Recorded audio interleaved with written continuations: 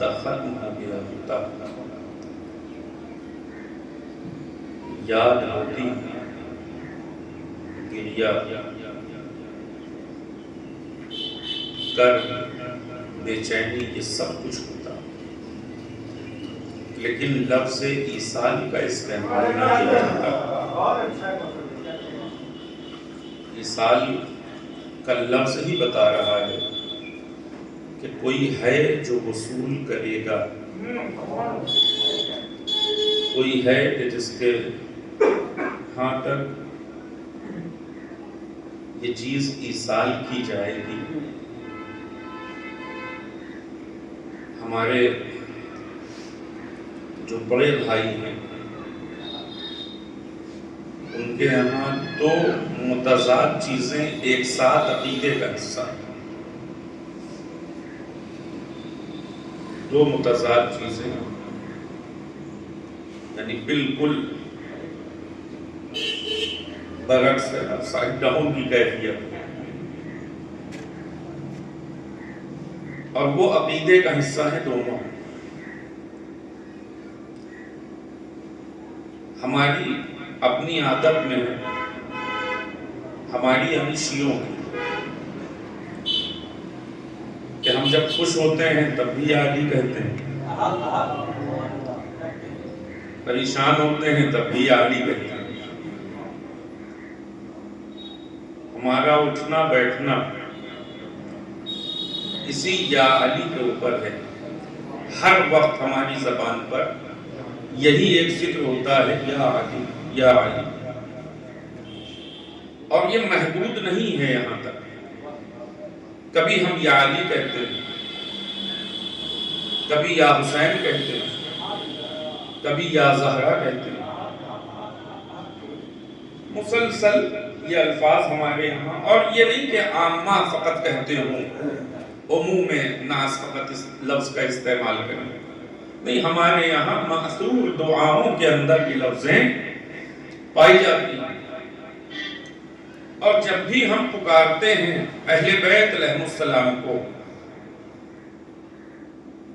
پریشانی فوراً سامنے والے کو شروع ہوتی ہے، اور یہ کہتے ہیں کہ یہ جو آپ یا علی کہہ رہے ہیں، یہ جو آپ یا زہرا کہہ رہے ہیں، یا حسین کہہ رہے ہیں، یا مہدی کہہ رہے ہیں، اجل اللہ تعالی فرجہ الشریف،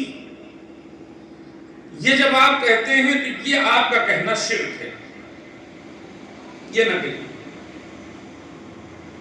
تو اس کے جواب میں بہت آسانی کے ساتھ لوگ کہتے ہیں کہ آپ کیوں کہہ رہے ہیں شرک کا؟ خدا کے علاوہ کسی اور سے مانگنا، کسی اور کو مدد کے لیے پکارنا، یہ شرک ہے۔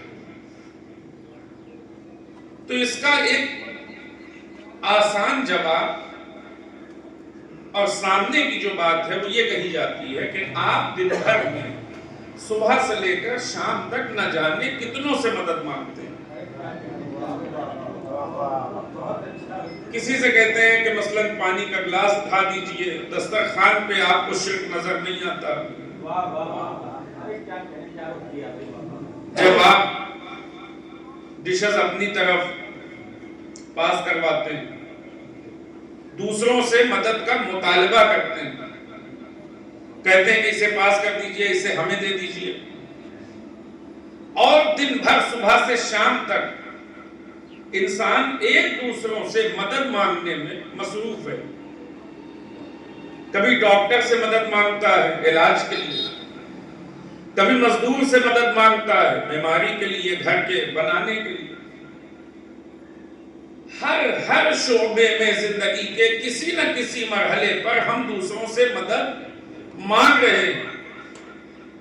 ہماری زندگی کا کوئی حصہ ایسا نہیں ہے کہ جہاں پر ہم سامنے والے سے مدد کے بغیر کام کر رہے ہوں۔ ایک چھوٹا سا پروگرام آرگنائز ہوتا ہے، اس کے لیے بھی متعدد افراد سے مطالبہ کیا جاتا ہے کہ ہماری مدد اور کمک کیجیے تاکہ یہ پروگرام ہو سکے۔ تو یہ جو صبح سے لے کر شام تک مدد مانگی جا رہی ہے، یہ شرک کیوں نہیں؟ توجہ فرمائیں۔ چونکہ اب ذرا سا بات سنگین ہو جائے گی. یہ جو صبح سے شام تک مدد مانگی جا رہی ہے، یہ شرک کیوں نہیں؟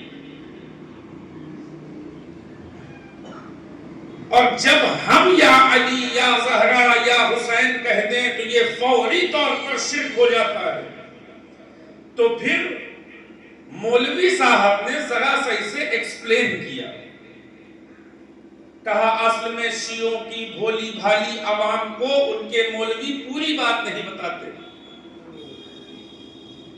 آدھی ادھوری بات بتا کر گمراہ رکھتے ہیں. اصل میں ہم دنیا میں جتنے لوگوں سے مدد مانگتے ہیں وہ سب کے سب زندہ ہیں، موجود ہیں، اور آپ جس کا نام لے رہے ہیں وہ سب کے سب اس دنیا سے جا چکے ہیں. رسول اس دنیا میں نہیں ہے، امام حسین اس دنیا میں نہیں ہے، جناب زہرا اس دنیا میں نہیں ہے. ہم جتنوں سے مدد مانگتے ہیں، مزدور ہو، پڑھائی ہو، انجینئر ہو، ڈاکٹر ہو، ٹیچر ہو، کوئی بھی ہو، وہ سب ہمارے سامنے موجود ہوتے ہیں. لہذا ہم ان سے مدد کا مطالبہ کرتے ہیں، اور یہ بالکل عقلی ہے، کوئی مشکل نہیں ہے اس میں.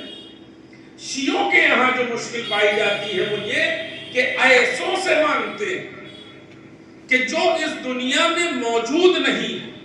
مردوں سے مانگنا شرک ہے، بدعت ہے. اب موقف واضح ہو گیا کہ اصل میں وہ پہلے والی بات نہیں کہنا چاہ رہے تھے، کہنا یہ چاہ رہے تھے، ایکسپلین کیا اپنی بات کو. مردوں سے مانگنا بدعت ہے، مردوں سے مانگنا شرک ہے. جو سامنے حاضر ہیں، جو لوگ موجود ہیں، جو زندہ ہیں، زندوں سے مانگنے میں کوئی پریشانی نہیں. ہم نے کہا اچھا، تو اس کا مطلب آپ کا کہنے کا مقصد یہ تھا، ہم سمجھ ہی نہیں پائے تھے بات کو. اب کے بعد سے قانون طے رہا کہ جو زندہ ہوگا اسی سے مانگے گا، جو مر گیا ہوگا اس سے کبھی نہیں مانگے گا. ظاہر سی بات ہے، جو مر جائے وہ ہمیں کیا دے گا؟ جس میں خود میں حیات نہ پائی جا رہی ہو وہ ہمیں کیا دے گا؟ جو زندہ ہوگا وہی تو دے گا. بالکل آپ کی بات 100% صحیح ہے، اور اسی کے اوپر عمل کیا جائے گا. بہرحال یہ ہماری ان کی گفتگو ہوتی رہی، اور اس کے بعد ہم نے اپنے گھر کے اوپر مجلس کا پروگرام رکھ لیا. ایام عزا چل رہے تھے، ہم نے ان کو دعوت دی کہ ماشاءاللہ آپ نے اتنی اچھی ہماری رہنمائی فرمائی، اتنی اچھی ہدایت ہمیں عطا فرمائی کہ ہماری زندگی بدل گئی. اب ہم نے طے کر لیا کہ فقط زندوں سے مطالبہ کریں گے، مردوں سے کوئی مطالبہ نہیں ہوگا. اب ہم نے اپنے گھر کے اندر مجلس عزائے سید الشہداء رکھی ہے. تشریف لائیے، ہمارے یہاں ذاکر آئے گا، اور آنے کے بعد فضائل بھی ذکر کرے گا، دین بھی بتائے گا، اور مصائب کربلا بیان کیے جائیں گے. آئیے بیٹھ کر ہمارے ساتھ آنسو بہائیے ان لوگوں کے اوپر جو اس دنیا سے گزر گئے ہیں، تاکہ ہماری مغفرت کا سبب بن سکے. فوری طور پر کہنے لگے ہم زندہ جاوید کا ماتم نہیں کرتے. فوری طور پر آواز دیا شہید مرتا نہیں، زندہ ہوتا ہے. شیعوں، تم نے امام حسین کو مردہ تصور کر لیا، اسی لیے تو روتے ہو. تمہیں پتا ہے، ہم جانتے ہیں حسین کیا ہے. گلا کٹ جائے پر مرتے نہیں، گلا کٹ جائے پر مریں گے نہیں. تیروں سے پورا جسم چھلنی ہو جائے، سر کو تن سے جدا کر دیا جائے، مرے نہیں. کیا تم نے قرآن کی آیت نہیں پڑھی؟ وَلَا تَحْسَبَنَّ الَّذِينَ قُتِلُوا فِي سَبِيلِ اللَّهِ أَمْوَاتًا بَلْ أَحْيَاءٌ عِندَ رَبِّهِمْ يُرْزَقُونَ. یاد رکھو، شہید کو ہرگز مردہ تصور نہ کرنا. توجہ فرمائیں، شہید کو ہرگز مردہ تصور نہ کرنا. یہ زندہ ہے، اپنے رب کی طرف سے رزق پا رہے ہیں. تو ہم نے کہا اچھا، اس کا مطلب شہید زندہ ہوتا ہے، تو پہلے طے کر لو اہل بیت زندہ ہے یا مر گئے. پہلے یہ تو طے ہو جائے کہ یہ زندہ ہیں کہ اس دنیا سے گزر گئے. مسئلہ یہ ہے کہ اہل بیت کی دشمنی میں دونوں بالکل، میں نے کہا، متضاد عقیدے ہیں. ایک طرف جب توسل کی بات آئے تو کہا مردہ سے مانگنا غلط، اس کا مطلب اہل بیت معاذ اللہ مر گئے، ختم ہو گئے، اب ان سے مانگا نہیں جا سکتا۔ ہم نے کہا بڑی اچھی بات ہے، مر گئے ہیں تو کم از کم ان پر بیٹھ کے آنسو بہائیے۔ کہا نہیں، زندہ پہ کیسے روئیں، شہید زندہ ہوتا ہے۔ اس کا مطلب یہ ہے تم بھی جانتے ہو نہ کل مرے تھے نہ آج مرے ہیں، تم اس بات کو خوب اچھی طرح جانتے ہو، نہ کل مرے تھے نہ آج مرے ہیں۔ مشکل کہاں ہے، کیوں تمہیں پریشانی ہوتی ہے؟ جب ان سے توسل کیا جائے تو کہتے ہو مردہ ہیں، جب ان پر آنسو بہایا جائے تو کہتے ہو زندہ ہیں۔ پہلے خود طے کر لو کہ عقیدہ تمہارا کیا ہے، اہل بیت علیہ السلام کے بارے میں زندہ ہیں یا زندہ نہیں ہیں؟ جو بھی عقیدہ بنے ایک مرتبہ میں طے کر لو، ہمارے ساتھ کسی فعل میں شریک ہو جاؤ یا ہمارے ساتھ بیٹھ کر توسل کر لو یا ہمارے ساتھ بیٹھ کر ان کے اوپر گریا کرو۔ مسئلہ یہ ہے کہ ان دونوں باتوں کا انکار کا یک وقت اپنے آپ میں جہالت بھی ہے، کفر بھی ہے۔ پریشانی یہ ہے کہ ان میں سے کسی ایک کا اقرار کرو گے تو دوسرا خود بخود ماننا پڑ جائے گا۔ صلوات پڑھے گا محمد وآلہ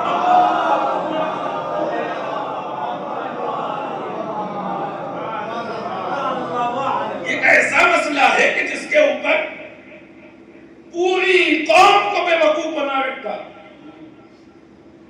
آپ ان سے سوال کر کے دیکھیں، عجیب و غریب جوابات ہوتے ہیں۔ کہنے لگے کہ رونا بدعت ہے۔ اب جب آپ رونا بدعت کی بات کریں گے تو یہ کہیں گے کہ رونا بدعت ہے، آپ دلیل دیجئے کہ بھئی جناب یعقوب قرآن میں ذکر ہے جناب یوسف کے فراق میں روئے، وہ کہیں گے نہیں وہ زندہ تھے۔ تم تو کہہ رہے تھے زندہ پہ رویا ہی نہیں جا سکتا، یہ تو ہمارے فیور کی دلیل ہے، یہ تو ہمارے فیور کی دلیل ہو گئی۔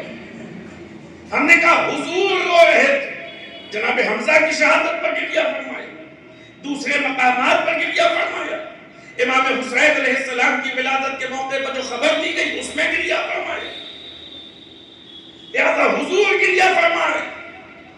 آئیے اور آ کر کم از کم حضور کی سنت اور سیرت پر عمل کیجیے۔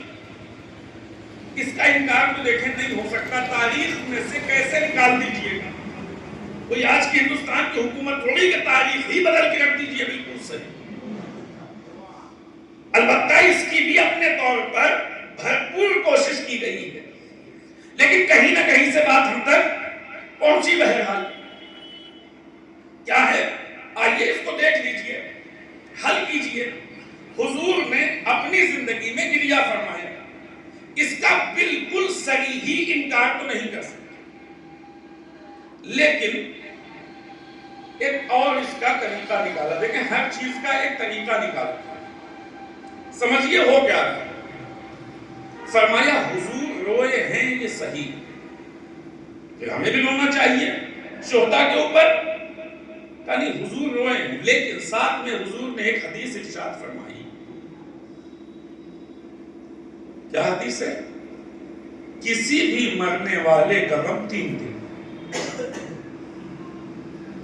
کسی بھی مرنے والے کا غم صرف 3 دن منانا جائز ہے، اس کے بعد اگر آپ غم مناتے ہیں تو یہ بھی غلط ہو جائے گا۔ جس وقت امام حسین علیہ السلام کی شہادت ہوئی، اگر مدینے والے ان کے اوپر روتے تو کوئی مسئلہ نہیں تھا۔ البتہ اس وقت بھی کتنے روئے ہیں وہ ہم خوب اچھی طرح جانتے ہیں، لیکن اس مبنی کے مطابق اگر اس وقت مدینے کے لوگوں نے گریہ کیا ہوتا تو کوئی مشکل نہیں تھی۔ آج جو 1400 سال کے بعد شیعہ رو رہے ہیں یہ غلط ہے، اس لیے کہ 3 دن سے زیادہ غم کو آپ آگے نہیں بڑھا سکتے۔ 3 دن بس ہے، 3 دن رو لیجیے، اس کے بعد آپ کو حق نہیں۔ ہم نے کہا اگر غم 3 دن ہوتا ہے تو ہمیں اس سال کا نام بتائیے جو 3 دنوں کو مشتمل ہو۔ پھر سال بھی کبھی نہ کبھی کسی زمانے میں 3 دنوں کا رہا ہوگا۔ 365 دن آج ہمارے یہاں ہے، 355 دن مثلا اسلامک کیلنڈر کے لحاظ سے، ایک زمانہ ایسا رہا ہوگا نبی کے وقت میں کہ جب سال 3 دن کا رہا ہو. کیوں؟ اس لیے کہ نبی نے پورے سال کو عام الحسن کہا. سارے مورخین نے لکھا عام الحسن کیا ہے. کہا جب جناب ابو طالب اور جناب خدیجہ اس دنیا سے تشریف لے گئے تو حضور پر اتنا سنگین تھا یہ مسئلہ کہ پورے سال کو حضور نے عام الحسن قرار دے دیا، غم کا سال نام بنا دیا.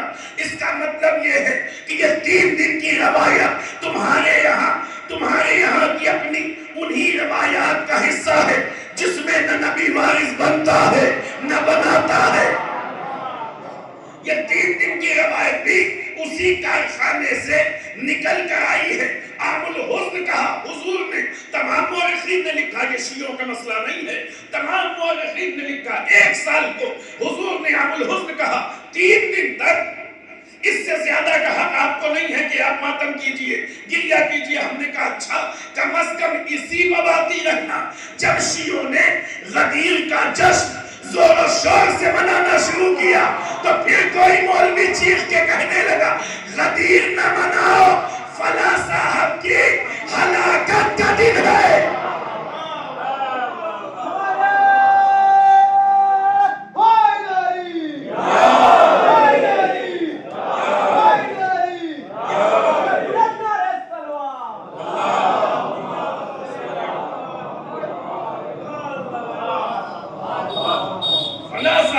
ہلاکت کا دن ہے. تو اگر شیعہ اس دن جشن مناتے ہیں تو ہم بھی دعوت دیتے ہیں کہ کبھی ان کا بھی تذکرہ کر لیجئے، کبھی ان کا بھی تذکرہ کر لیجئے. 3 دن سے زیادہ غم منانا جائز نہیں. پتہ چلا جتنی بھی بدعتیں، شرک، غلط، کفر، جتنی بھی باتیں ہیں جب بھی اہل بیت علیہ السلام کے لیے ہو تبھی شرک بھی ہے، تبھی بدعت بھی ہے. جب کسی غیر کے لیے ہو تو پھر باقاعدہ دعوت دی جاتی ہے.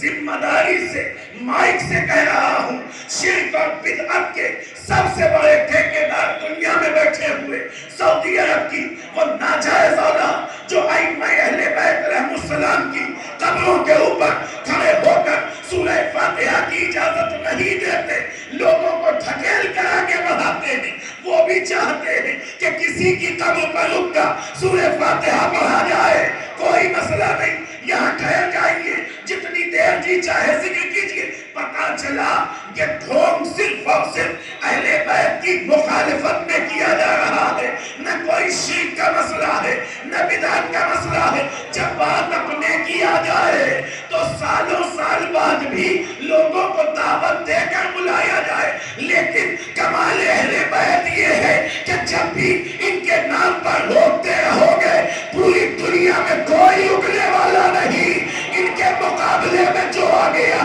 چاہے کتنا نام بلند کرنے کی کوشش کرو، کل بھی ذلیل و خوار تھے، آج بھی ذلیل و خوار ہے. صلوات پڑھ لیں بر محمد و آلہ.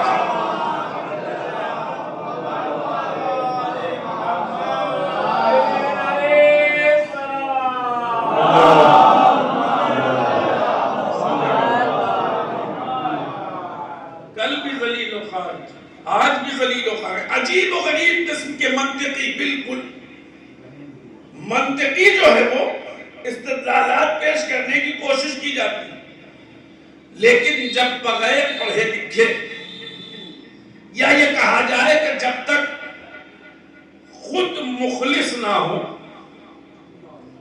جان بوجھ کر جب بھی یہ کرنے کی کوشش کی جائے گی تو پروردگار عالم کی جانب سے یہ ذلیل کیے جائیں گے. ان کی ذلت کا سب سے بڑا سبب یہ ہے کہ انہوں نے فاطمہ الزہرا صلوات اللہ علیہا کے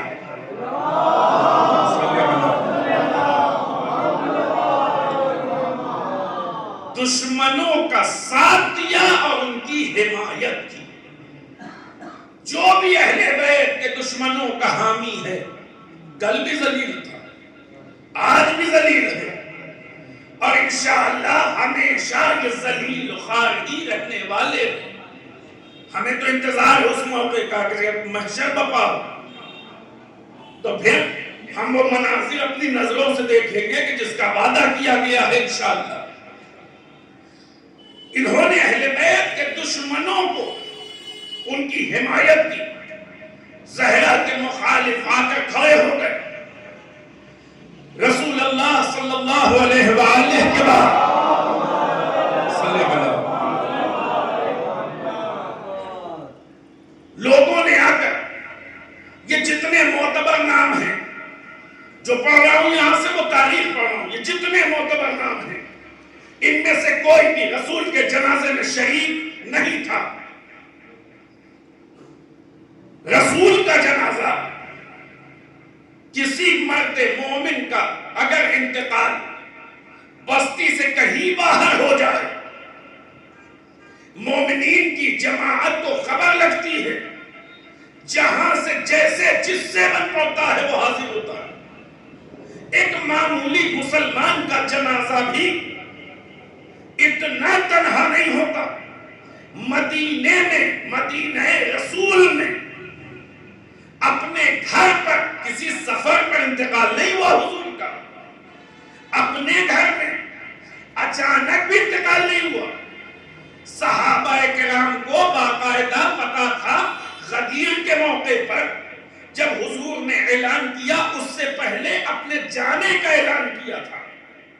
لوگ باقاعدہ طور پر جانتے تھے، حضور کی طبیعت روز بروز یہ بتا رہی تھی کہ دن نزدیک آ رہے ہیں، اور اسی بنیاد پر بہت سارے لوگ جن کو حضور نے مدینے کے باہر بھیجا وہ مدینے میں موجود رہے، یہاں تک کہ حضور کو سختی کرنا پڑی۔ وقت نہیں ہے کہ تفصیلات عرض کروں، مدینے میں موجود تھے، حضور کے جنازے میں شریک نہیں ہوئے وہ محترم افراد جنہیں آپ محترم جانتے ہیں۔ جب ہم نے سوال کیا کہ یہ شریک کیوں نہیں ہوئے، دیکھیں کتنا بہترین جواب دیتے ہیں، آواز دیتے ہیں شریک اس لیے نہیں ہوئے جنازے میں کہ نبی کے جنازے سے بھی ضروری کام باقی تھا۔ نبی کے جنازے سے زیادہ ضروری کام باقی تھا، وہ کیا تھا؟ کہا حضور کی ایک حدیث ہے، وہی حدیث جسے ابتدا میں نے آپ کی خدمت میں عرض کیا، من مات ولم یعرف امام زمانہ مات میتۃ جاہلیہ، جو بھی مر جائے اور اپنے زمانے کے امام کو نہ پہچانتا ہو اس کی موت جہالت کی موت ہے، جاہلیت کی موت ہے۔ جاہلیت کا مطلب یہ ہے کہ کافر مرے گا، مشرک مرے گا، یہودی مرے گا، نصرانی مرے گا، اسلام پر نہ مرے گا۔ لہذا ضروری ہے کہ امام کا ہونا فوری طور پر، امام کی معرفت ضروری ہے ہر انسان کے لیے۔ رسول کے بعد اگر جانشین رسول کا انتخاب نہ کیا جاتا تو پریشانی یہ تھی کہ اگر کوئی انتخاب سے پہلے مر جاتا تو جاہلیت کی موت ہوتی کہ نہ ہوتی، اس لیے کہ ان کا اپنا کوئی امام نہ ہوتا، جو مر جاتا وہ جاہلیت کی موت مرتا۔ لہذا صحابہ پر واجب تھا کہ وہ کسی کا انتخاب کر لیں تاکہ تمام مسلمانوں کو جہالت کی موت سے بچایا جا سکے۔ لہذا حضور کے جنازے کو چھوڑ کر صحابہ نے امام کا انتخاب کیا تاکہ اس امام کے ذریعے سے امت کو جہالت کی موت سے محفوظ رکھا جا سکے، ورنہ صحابہ اکرام پہلے جاتے جنازے میں، لیکن اس سے زیادہ اہم کام تھا۔ کیوں؟ اس لیے کہ اگر کوئی بھی تاخیر اس میں کی جاتی اس امر میں کہ ٹھیک ہے آج تدفین ہو جائے، کل اس امر کو دیکھ لیا جائے گا، تو پھر ایک دن کے اندر جتنے مر جاتے وہ جہالت کی موت مرتے، جاہلیت کی موت مرتے۔ اور اس جاہلیت کی موت کا مطلب نماز رکھا تب بھی کافر مرے، روزہ رکھا تب بھی کافر مرے، نماز پڑھی تب بھی کافر مرے، حج کیا تب بھی کافر مرے، اس لیے کہ اپنے امام کو پہچانے بغیر مر گئے۔ میں نے کہا بڑی اچھی بات ہے، اس کا مطلب کبھی کسی زمانے میں بغیر امام کے مرنا نہیں چاہیے۔ تو مسلمانوں 1400 سال پہلے کو جانے دو، کب کسے کیسے بنایا، آج بتاؤ کس کا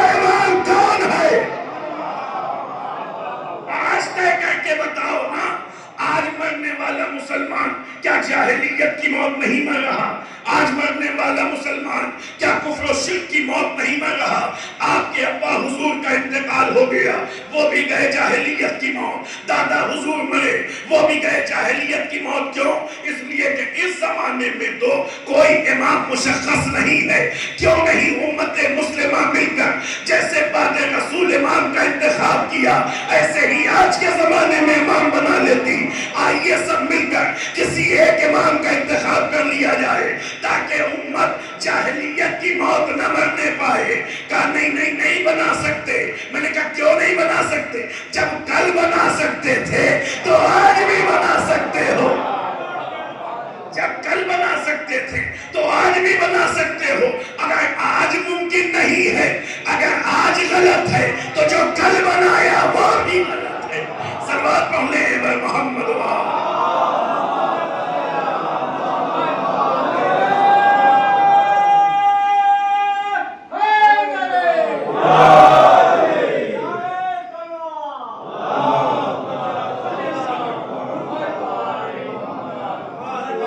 کل بنایا جا سکتا تھا تو آج بھی بنایا جا سکتا ہے. اگر آج نہیں بنا سکتے تو پھر کل بھی ممکن نہیں تھا.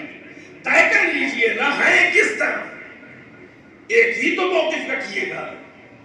اگر کل آسان تھا تو آج بھی آسان ہے, کل صحیح تھا تو آج بھی صحیح, کل غلط تھا تو آج بھی غلط ہے.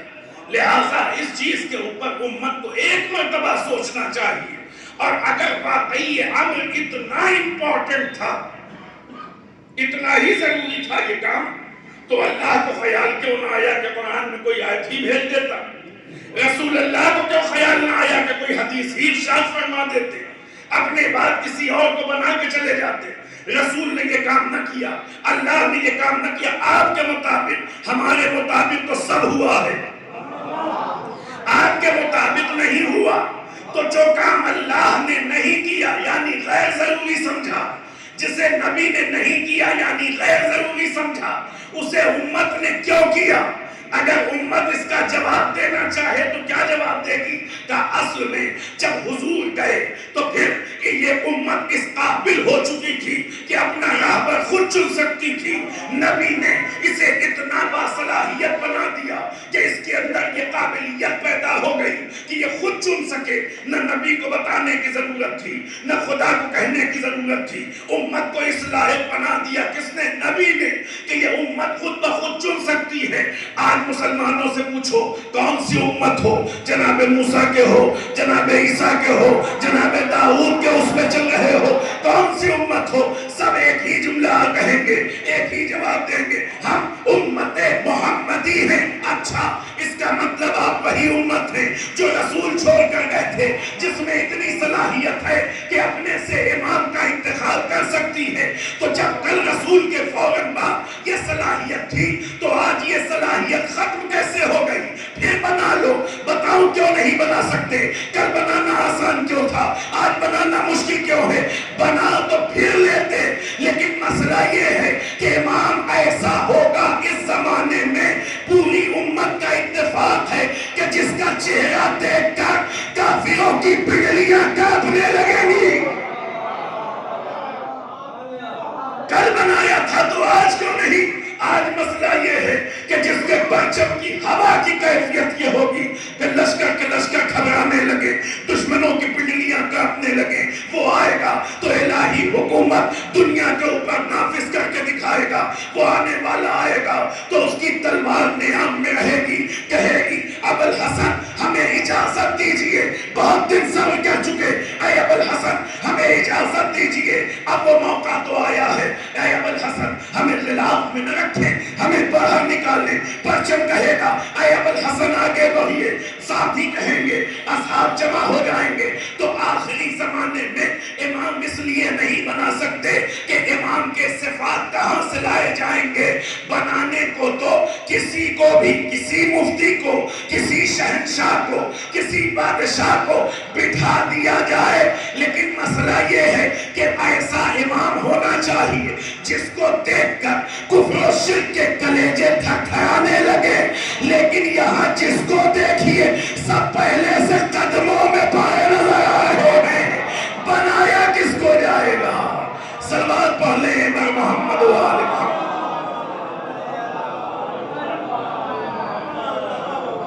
ابھی ہمارے یہاں امام پردہ غیب میں ہے، لیکن صرف اور صرف اس امام کے اوپر عقیدے اور ایمان کا نتیجہ یہ ہے کہ دنیا گھبرا رہی ہے۔ یہ ابھی امام کا نہیں، امام کے اوپر عقیدے کا اثر ہے کہ جو ایمان کے ساتھ امام کو مان رہا ہے، اپنے زمانے کے امام کو پہچان کر قدم آگے بڑھا رہا ہے۔ امریکہ سے لے کر اسرائیل تک بڑی بڑی دشمن طاقتیں سب گھبراتی ہوئی نظر آ رہی ہیں۔ جب غلاموں سے تمہاری یہ حالت ہے، آقا آ گئے تو کیا ہوگا؟ صلوات پڑھ لیں۔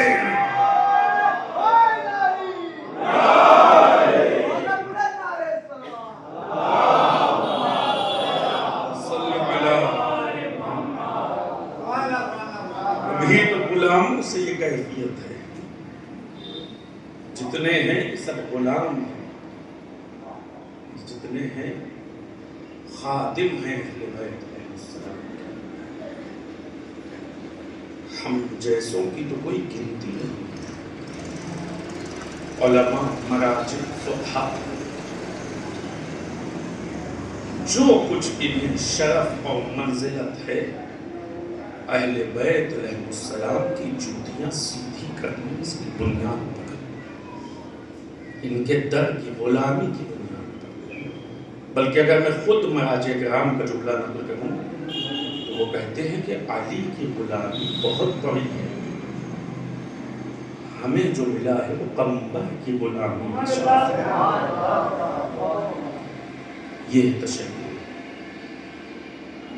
وقت کے امام کو پہچانے بغیر اگر کوئی مر جائے، جاہلیت کی موت نہ آئے۔ علامہ امینی نے ایک سوال کیا تھا امت مسلمہ سے، بڑے بڑے علماء محدثین سب بیٹھے تھے، ایک ہی بات پوچھی تھی۔ پہلے یہ حدیث سنائی، سب سے اقرار لیا کہ ہاں یہ حدیث رسول ہے، صحیح ہے، بالکل ٹھیک ہے، کوئی مشکل نہیں، سند کے لحاظ سے، معنی کے لحاظ سے۔ جب اقرار لے لیا تمام علماء سے، تب پوچھا یہ بتاؤ فاطمہ کا امام کون؟ فاطمہ اپنے زمانے کے امام کو پہچانتی تھی یا نہیں پہچانتی تھی؟ جاہل مولوی ہوتا تو کہہ دیتا کہ فاطمہ نہیں پہچانتی تھی، نستجیب باللہ۔ چونکہ محدثین تھے، چونکہ علماء تھے، جرأت نہیں کر سکے، خاموش ہوئے، محفل سونی ہو گئی، صرف اللہ امینی تنہا بچے۔ کیوں؟ اس لیے کہ یہ تو کہہ نہیں سکتے تھے کہ فاطمہ اپنے وقت کے امام کو نہیں پہچانتی تھی۔ اگر کہتے کہ ہاں پہچانتی تھیں، جو کہ پہچانتی تھی، تو پھر دوسرا سوال یہ ہوتا کہ فاطمہ کا امام کون تھا؟ سب کو پتا ہے کہ فاطمہ اس دنیا سے گزر گئی، ہم کلام نہیں ہوئی دونوں سے، گواہ خود انہی دونوں کو بنا کر کہا، گواہ رہنا کہ میں تم دونوں سے ناراض جا رہی ہوں۔ بالکل آخر زمانے کا واقعہ کہ جب شہزادی کی کیفیت یہ تھی کہ ہل نہیں پا رہی تھی، اٹھنا چلنا یہ سب پہلے کے مراحل تھے۔ کیا کیا ان لوگوں نے؟ میں جب اس موقع پر آتا ہوں تو یہ جملہ ضرور کہتا ہوں کہ روایتیں دونوں ہیں، ایک 75 دن کی روایت ہے، ایک 95 دن کی روایت ہے، لیکن میں کاش یہ 75 دن والی ہی صحیح ہو، اس لیے کہ فاطمہ جتنے دن زندہ رہی سختی اتنی بڑھتی چلی گئی۔ بالکل آخر جناب زہرا سے لوگوں کو ملنے کی اجازت نہیں تھی، یعنی خواتین اگر چاہتی کہ جناب فاطمہ کی عیادت کے لیے آ جاتی، نبی کی بیٹی کی عیادت کے لیے آ جاتی، تو یہ اجازت نہیں تھی۔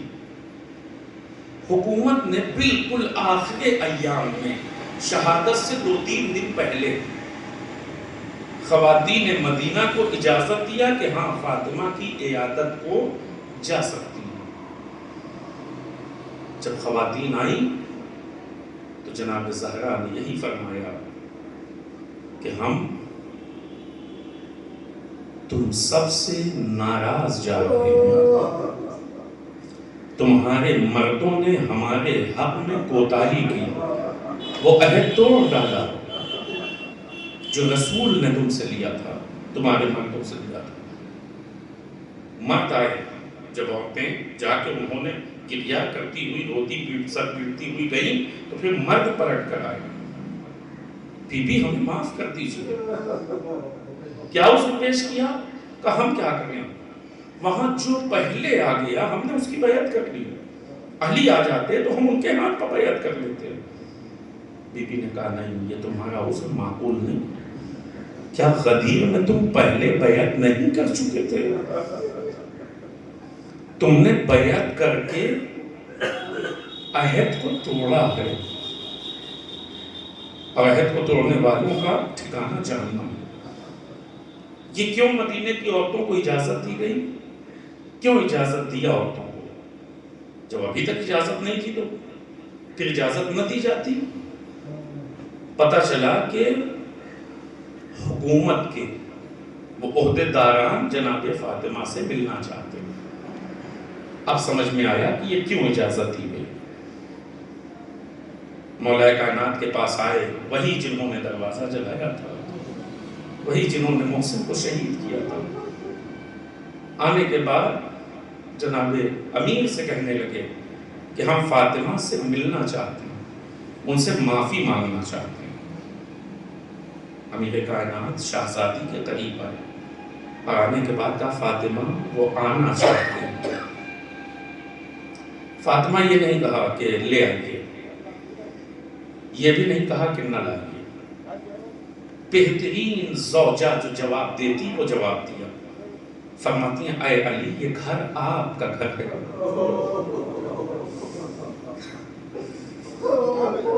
آپ طے کریں گے اس گھر میں کون آئے گا کون نہ آئے گا۔ علی یہ گھر آپ کا گھر ہے۔ ایک مرتبہ مولا نے اجازت دی، دیکھیں گھر میں لانا یا نہ لانا یہ علی کی مرضی،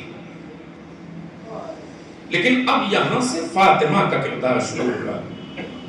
میں نے جب اس روایت کو پڑھا تو ایسا لگ رہا تھا کہ فاطمہ نے کہا تو نہیں لیکن علی کو لانا تو نہیں چاہیے، یہاں کے اوپر ہونا تو یہ چاہیے تھا کہ بی بی نے منع نہیں کیا، لیکن جتنا ظلم جتنا ستم ہوا ہے اس کے بعد مولا کو اجازت تو نہیں دینی چاہیے تھی کہ ہاں گھر کے اندر آ جائیے۔ پھر مولا نے اجازت کیوں دی؟ اب جو آگے کا مرحلہ سامنے آیا تو پتہ چلا کیوں اجازت۔ جناب فاطمہ نے ان دونوں نے آ کر سلام کیا، جواب نہیں دیا۔ پہلے مرحلے پر ثابت کیا کہ یہ دونوں کافر ہیں، اگر مسلمان ہوتے تو میں جواب دیتی، اگر علی اجازت نہ دیتے تو کفر کبھی ثابت نہ ہوتا۔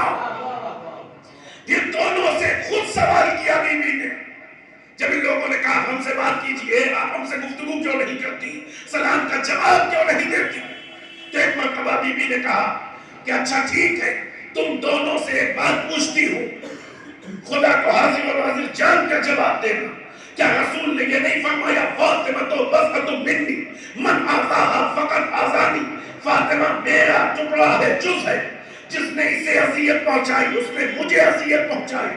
کہا ہاں بنت رسول یہ حدیث رسول ہے، ہم دونوں گواہی دیتے ہیں۔ کیا گواہی دیتے ہو نا کہ فاطمہ کو اذیت دینا رسول کو اذیت دینا ہے؟ کہا ہاں ہم گواہی دیتے ہیں۔ فرمایا گواہ رہنا ہے لوگوں، میں ان دونوں سے ناراض جا رہی ہوں، رسول خدا کے پاس جا کر شکایت کروں گی۔ لیکن یہاں پر جو فاطمہ کی کیفیت ہے، 10 عزیزوں کا اجتماع ہوئی، جناب زہرا کی جو کیفیت ہے، گفتگو کی ہے لیکن کس انداز میں کی ہے، اگر ہم آپ اسے محسوس کر لیں تو رونے کے لیے یہی ایک بات کافی ہے۔ جناب فاطمہ کے پاس جب یہ لوگ وارد ہوئے نا تو فاطمہ بستر کا اوپر آرام کر رہی تھی، لیٹی ہوئی ہے بستر کے اوپر. یہ آئے اور انہوں نے آ کر اس جگہ کا انتخاب کیا جدھر بی بی کا چہرہ تھا. جس طرح بی بی لیٹی تھی سامنے آ کر بیٹھے. فاطمہ میں اتنی طاقت نہیں تھی کہ اپنے سے اپنے چہرے کو دوسری طرف کر سکے. پاس میں کھڑی خواتین سے کہا میرا چہرہ گھما دو، میں ان کی طرف دیکھنا نہیں چاہتی. کیا کیا لوگوں نے، کیا ہو گیا فاطمہ کے ساتھ ان 75 دنوں کے اندر یا 95 دنوں کے اندر کہ فاطمہ کی یہ کیفیت ہو گئی. 18 سال کی فاطمہ، کوئی بیماری نہیں، کسی طرح کا کوئی مسئلہ نہیں. ارے مسلمانوں نے پسلیاں توڑنے سے لے کر بازو پہ وار کرنے سے لے کر کیا کیا ستم نہیں کیا فاطمہ کے اوپر. امام حسن علیہ السلام فرماتے ہیں جب ہم کوچے سے گزرنے لگے نا، اے ملعون نے وہاں پر ایسے میری ماں کو مارا کہ اب اس کے بعد فاطمہ اٹھنے کے قابل نہ رہی. اے علی، فاطمہ کا آخری وقت آ گیا، میرے بچوں کا خیال رکھیے گا. میرا حسین رات میں اٹھ کر پیاسا ہوتا ہے، میرا بیٹا پیاسا نہ رہنے پائے. اے علی مجھے آپ غسل دیجئے گا، اے علی مجھے آپ کفن دیجئے گا، اے علی مجھے رات کی تاریکی میں دفن کیجئے گا، اے علی مجھے رات کی تاریکی میں دفن کیجئے گا اور انہیں باخبر نہ کیجئے گا جنہوں نے آپ کا حق غصب کیا، جنہوں نے آپ کا حق مار لیا ہے. فاطمہ الزہرا کی وصیتوں پر عمل کا وقت آ گیا. علی منہ کے بل زمین پر گر پڑے. اے فاطمہ، ارے تمہارے بعد یہ علی تنہا ہو گیا. یہی تو کہا تھا نا جب قبر میں اتارنے لگے مولا متقیان تو یہی کہہ رہے تھے، آواز دے رہے تھے اے فاطمہ، ارے تمہارے جانے کے بعد علی کو اگر کسی بات کا ڈر ہے نا تو ڈر اس بات کا ہے کہیں میری زندگی دولادی نہ ہو جائے. تمہارے بغیر یہ علی کیسے جیے گا؟ میری راتیں جاگ کر گزریں گی، میرا غم دائمی ہو گیا. یا رسول اللہ، امانت حوالے کرنے آئے ہیں، امانت قبول فرمائیے. لیکن علی پہلی مرتبہ معذرت خواہ ہے، امانت سالم نہیں. پسلیوں پہ نشان، بازو پہ نشان، چہرے پہ نشان. یا رسول اللہ، اپنی بیٹی سے پوچھئے گا آپ کے بعد امت نے کیا ظلم ڈھائے. پھر جملہ اور کہتے ہیں آسانی سے نہ بتائیں گی، میں نے پوچھا نہ بتایا. ذرا زور دے کے پوچھئے گا شاید آپ سے بتا دے. وہ پسلیوں کے ٹوٹے